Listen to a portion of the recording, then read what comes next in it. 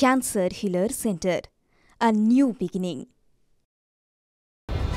আয়করে বড়সড় ছাড় নরেন্দ্র মোদী সরকারের বার্ষিক 12 লক্ষ টাকা পর্যন্ত আয়ে কোনো রকম কর দিতে হবে না। 7 লক্ষ থেকে আয়কর ছাড়ের ঊর্ধ্বসীমা বেড়ে দাঁড়ালো 12 লক্ষ টাকা।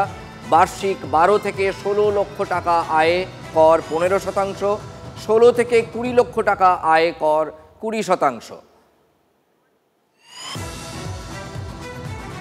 বাজেট ঘোষণার পর থেকেই আমরা বিভিন্ন শ্রেণীর মানুষের প্রতিক্রিয়া আপনাদের শোনাচ্ছি। দেখুন, বাড়ি গৃহলক্ষ্মীরাই চালান। চলুন একটা মধ্যবিত্ত বাড়িতে, গেরস্থ বাড়িতে যাই, দক্ষিণ কলকাতায় রবীন্দ্র সরোবর এলাকায়। সেখানে আমাদের প্রতিনিধি কৌস্তব রয়েছেন। একটু গৃহলক্ষ্মীদের সঙ্গে তারা কথা বলুন, বলে দেখা যাক যে এই বাজেটে তারা কতটা খুশি। একেবারে দেখো, এখানে রবীন্দ্র সরোবরে আমি একটি পরিবারে রয়েছি এবং গৃহলক্ষ্মীর কথা তুমি বললেন, আমি তাহলে একটু মহিলাদের দিয়েই শুরু করছি। যে আজকের যে বাজেট, সেই বাজেটে আপনাদের যারা আপনারা ঘর চালান, গৃহলক্ষ্মী যারা, কতটা সুবিধা হলো বলে মনে হচ্ছে আপনার? মনে হলো তো একটু সুবিধা হলোই। হ্যাঁ, কতটা কি কাজ হবে সেটা বলতে পারছি না।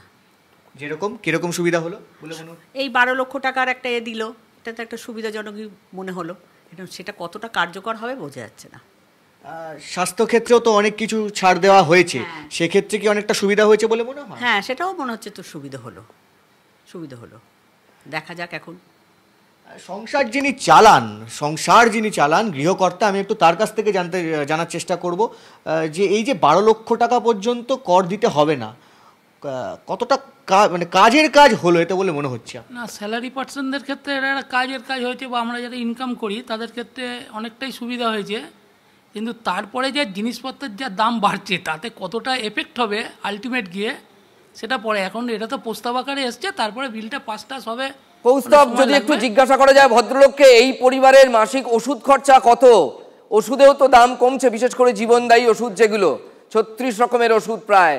এই খবরটা তাদের কাছে কতটা ভালো খবর? জীবনদায়ী ওষুধের তো দাম কমছে, ক্যান্সার সহ 36টা ওষুধের জীবনদায়ী ওষুধের দাম কমানোর সিদ্ধান্ত নেওয়া হয়েছে। আপনার পরিবারেও ওষুধের একটা খরচা হয়, মাসিক ওষুধ আপনাদের খরচাতে কত টাকা খরচ হয় এবং তাতে কতটা লাভ হবে?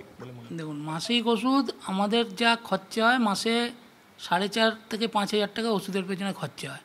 যদি জীবনদায়ী ওষুধ দিলে তো হবে না, তার মধ্যে জীবনদায়ী ছাড়াও অনেক ওষুধ আছে, সেগুলোই কতটা ছাড় হচ্ছে তার উপর অনেক কিছু নির্ভর করবে। শুধু জীবনদায়ী ওষুধ তো ধরুন কাউর একটা ক্যান্সার হলো বা কিছু হলো, তার উপর ছাড় পেলো, কিন্তু রেগুলারের যে ওষুধটা চলে, প্রেশারের ওষুধ বা সুগারের ওষুধ, তার উপর কী ছাড় আছে সেটা তো এখন আমরা কিছু বুঝতে পারিনি। আমরা 36টা কোন 36টা সেটা বোঝা যাচ্ছে না। এটা চলছে এখন চমকের ওপর চলছে সব, আলটিমেট এফেক্ট যেদিন থেকে হবে সেদিন বোঝা যাবে। এখন বলছে দাম কমাচ্ছে, তার ট্যাক্সটাও তো তুলবে। এমনি যদি জিনিসের দামটা বাড়িয়ে দেয়, তার ট্যাক্সে তুলে নিয়ে বা কী লাভ হবে? আলটিমেট তো একই থেকে যাবে না? এটা দেখা যাক কী হয় আলটিমেট। একদম, এটা ঘোষণা হয়েছে, কিন্তু ঘোষণা হওয়ার পরেও কোথাও যেন এই সাধারণ মধ্যবিত্ত পরিবার একটা কথা ধোঁয়াশার মধ্যে রয়েছে। এফেক্ট কবে থেকে হচ্ছে বোঝা যাচ্ছে। এই পরিবারের যে প্রশ্নগুলো, সেগুলো অনেক পরিবারেরই প্রশ্ন।